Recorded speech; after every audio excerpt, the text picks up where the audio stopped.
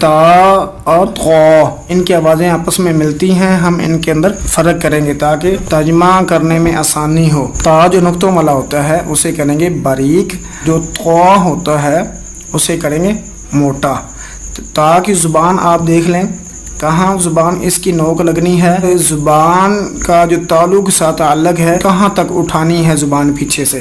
قا جو ہے اس کی زبان دیکھ لیں، زبان کی نوک کہاں ٹچ ہونی ہے دانتوں کے اندر، اور زبان کا درمیان والا حصہ جو ہے یہ تالو کے کس حصے تک جو ہے نا یہ جانا چاہیے، دیکھ سکتے ہیں تصویر کے اندر۔ تو تا کو ہم اسی طریقے سے پڑھیں گے، پیچھے سے زبان کتنی اٹھانی ہے، زبان کی نوک اوپر والے دو دانتوں کے ساتھ ٹچ کرنی ہے۔ اب بولیں گے باریک سا کر کے،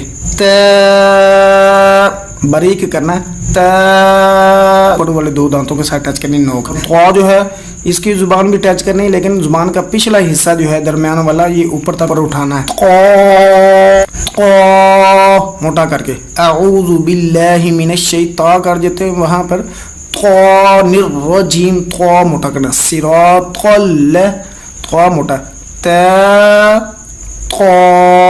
سورہ فاتحہ کا نام فاتحۃ الکتاب، دوسرا نام الحمد، تیسرا نام الحمدللہ رب العالمین، چوتھا نام الصلاۃ۔ الصلاۃ کے بارے اللہ کے رسول فرماتے ہیں کہ اللہ تعالیٰ فرماتے ہیں میں نے نماز کو اپنے اور اپنے بندے کے درمیان دو حصوں میں تقسیم کر دیا۔ ایک حصہ بندہ جب میرے لیے بیان کرتا ہے میں اس کے جواب دیتا ہوں، دوسرا حصہ بندہ اپنے لیے مانگتا ہے میں اسے عطا کرتا ہوں۔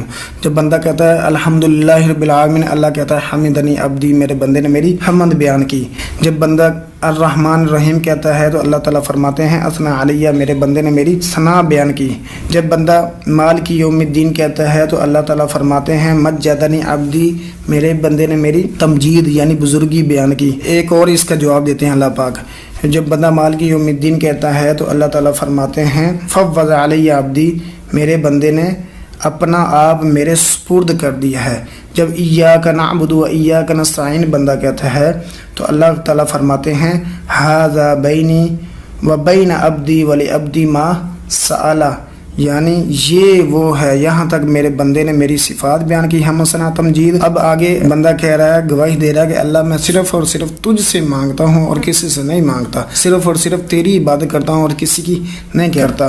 تو اللہ تعالیٰ اس کو سن کر فرماتے ہیں ھذا بینی و بین عبدی ولعبدی ما سأل، یہ ہے وہ مقام جو میرے اور میرے بندے کے درمیان تھا، یہاں پر میرے بندے نے میرے لیے بیان کر دیا۔ اب میرا بندہ اس کے بعد جو مانگے، ولعبدی ما سأل، میرا بندہ جو مجھ سے مانگے گا وہی میں اسے عطا کرتا جاؤں گا۔ آگے بندہ کہتا ہے اہدنا الصراط المستقیم، اللہ سیدھا راستہ دکھا دے، قرآن و حدیث والا راستہ دکھا دے۔ آگے وضاحت ہے اللہ راستہ کن لوگوں کا، اللہ جن پر انعام کیا، انعام کون سے لوگ ہیں، نبیوں پر تو نے انعام کیا، اللہ شہداء پر تو نے انعام کیا، اللہ صدیقین پر تو نے انعام کیا، اللہ صالحین پر تو نے انعام کیا، انبیاء شہداء صدیقین صالحین والا راستہ دکھا دے۔ اللہ غیر المغضوب علیہم، جن پر تیرا غصہ ہوا ہے ان کا راستہ نہ دکھانا، والضالین، جو گمراہ ہوئے ہیں ان کا بھی راستہ نہ دکھانا۔ جب یہ آیت بندہ کہتا ہے اللہ تعالیٰ پھر فرماتے ہیں ھذا لعبدی ولعبدی ما سأل، یہ میرے بندے کے لیے ہے، یہ بھی میرے بندے کے لیے، یہ بھی میرے بندے کے لیے، اور وہ بھی میرے بندے کے لیے جو اس نے مانگا ہے، جو اس نے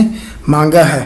اب اتنی تعریفات کرنے کے بعد بندہ اللہ سے مانگے اور نماز کے اندر بندہ یہ سارا کچھ مانگ کے آمین ہی نہ کہے تو اس کے مانگنے کا کیا فائدہ ہے؟ اللہ کے نبی فرماتے ہیں جب امام والضالین کہے تو تم بھی آمین کہو۔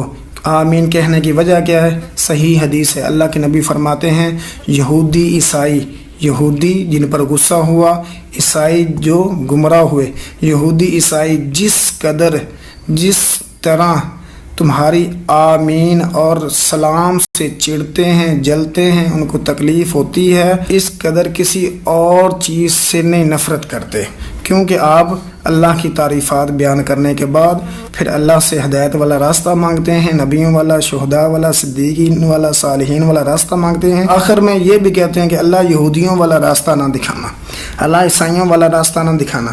جب آپ سارا کچھ یہ مانگ کر اللہ سے کہتے ہیں آمین تو یہودی عیسائی اس سے بڑے جلتے ہیں یہ سیدھی سے۔ تو آپ نے والضالین کے بعد آمین کہنا ہے۔ تو اللہ کے نبی نے اسے الصلاۃ کہا ہے کہ سورہ فاتحہ کو نماز، الصلاۃ کا ترجمہ نماز ہوتا ہے، نماز کہا ہے۔ تو یہ نماز میں لازمی ہے۔ اللہ کے نبی فرماتے ہیں لا صلاۃ لمن لم یقرأ بفاتحۃ الکتاب، ایسے بندے کی نماز ہی نہیں ہے نماز کے اندر سورہ فاتحہ ہی نہیں پڑھی۔ وہ نماز چاہے کوئی بھی ہو، اللہ کے نبی نے خاص نماز نہیں کی کہ فجر کی نماز ظہر کی یا فرض نماز یا نفل نماز، کوئی بھی نہیں، بلکہ فرمایا جو بھی ہے لا صلاۃ لمن لم یقرأ بفاتحۃ الکتاب، کوئی بھی نماز نہیں ہے جس کے اندر سورہ فاتحہ نہ پڑھی جائے، نماز عید کی ہو، جنازے کی ہو، کسی قسم کی نماز ہو، نماز میں سورہ فاتحہ پڑھنے لازمی، اگر نہیں تو اس کی رکعت نماز نہیں ہوتی۔ عربی بول چال کے اندر ہمارا سبق چل رہا تھا تیسرا، ھذہ ساعۃ، یہ پیچھے ہم نے ھذا پڑھا ہے، یہاں پر ھذہ آ گیا ہے۔ ھذہ یہ مؤنث اور مذکر کے حساب سے آتا ہے، ھذا مذکر کے لیے آتا ہے اور ھذہ مؤنث کے لیے آتا ہے۔ ساعۃ گھڑی جو ہے یہ مؤنث ہوتی ہے، اور مؤنث کی نشانی یہ ترجمے کے حساب سے نہیں ہوتی کہ گھڑی مؤنث ہے تو چلو ٹھیک ہے، گھڑی گھڑا نہیں ہے، تو ایسے نہیں، عربی کے اندر پتہ چلتا ہے نشانیوں کے ساتھ۔ نشانی کیا ہے؟ اس کے آخر میں تا گول آ رہی ہے، اس لیے یہ مؤنث ہوگا، تو مؤنث کے لیے ھذہ آتا ہے۔ ھذہ ساعۃ یہ گھڑی ہے، ھذہ یہ مدرسہ بھی جو ہے اصل میں یہ بھی مؤنث ہے، نشانی کیا ہے؟ آخر میں تا گول آ گئی، تا گول جس کے آخر میں ہو وہ مؤنث ہوتا ہے، اور ھذہ مؤنث کے لیے آئے گا یہ اشارہ۔ ھذہ مدرسۃ یہ اسکول ہے، دراجۃ بھی مؤنث ہے، اس کے آخر میں کیا آ گئی ہے؟ تا گول۔ ھذہ دراجۃ یہ سائیکل ہے، ھذہ منضدۃ یہ میز ہے، منضدہ بھی مؤنث ہے، آخر میں تا گول آئی، اس لیے ھذہ کی جگہ پہ ھذہ آیا۔ ھذہ منارۃ اس کے آخر میں بھی تا گول ہے، اس لیے یہ مؤنث ہے، مؤنث کے شروع میں ھذہ آتا ہے۔ ھذہ منارۃ یہ مینار ہے۔ عقیدے کے سبق کے اندر ہم پڑھ رہے تھے اللہ کا بندوں پر حق، یعنی بندوں پر اللہ کے حقوق کیا ہیں۔ سب سے پہلا حق کہ اللہ نے ہمیں پیدا کس لیے کیا ہے، وہ حق ادا کرے، کہ اللہ نے ہمیں اپنی عبادت کے لیے پیدا کیا ہے، اس کی دلیل قرآن اور حدیث کے اندر آپ نوٹ کریں۔